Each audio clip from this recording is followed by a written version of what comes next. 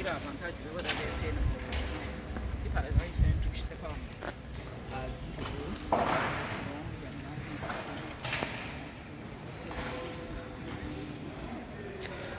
donc les gens ont un avantage.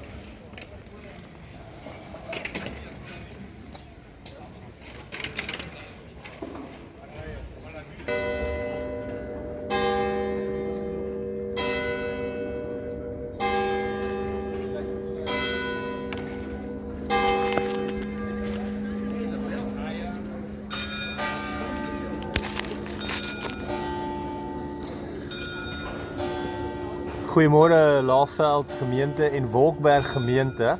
Ek wil graag vir julle 'n baie eenvoudige boodskap gee vandag vanuit Handelinge 2 vers 42. Handelinge 2 vers 42. Mense dink baie as 'n mens nou reis, soos hier ons by Mulhouse, Frankryk. Hierdie is die hoogste protestantse kerk in Frankryk.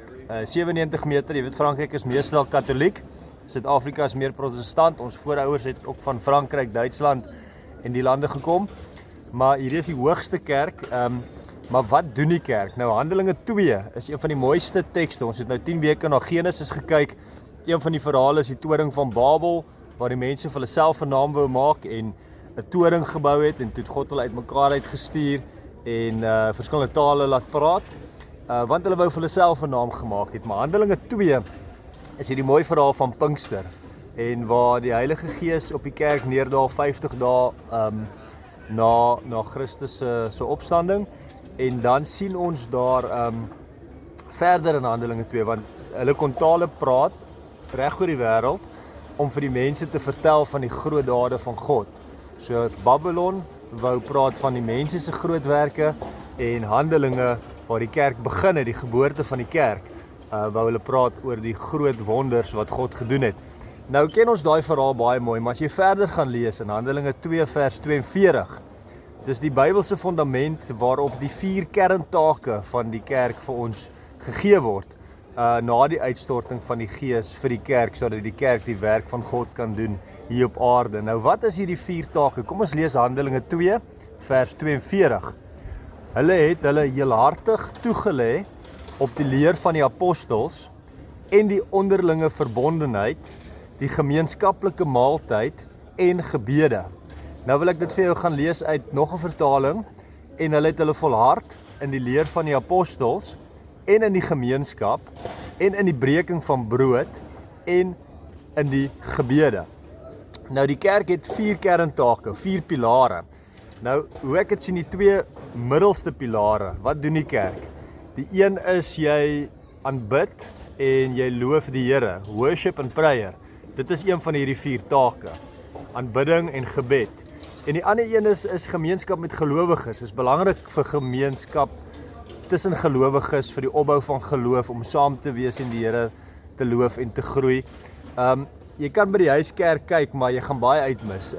Koinonia is die Griekse woord wat gebruik word, is die gemeenskap, die verbondenheid, en die ander een is die aanbidding, liturgia, is wat daar gebruik word. Dit is die 2 middelpilare. Nou is daar 2 buitepilare. Die een is die leer van die apostels. Ons kan sê dit is die evangelieverkondiging, want ons moet vir mense leer, wat is die inhoud van die evangelie, wat sê die Bybel vir ons. En dan die 4de pilaar is waarmee ons hierdie week en hierdie jaar, 2 jaar al reeds besig is, en mens kan dit op verskillende maniere besig wees, is die barmhartigheid.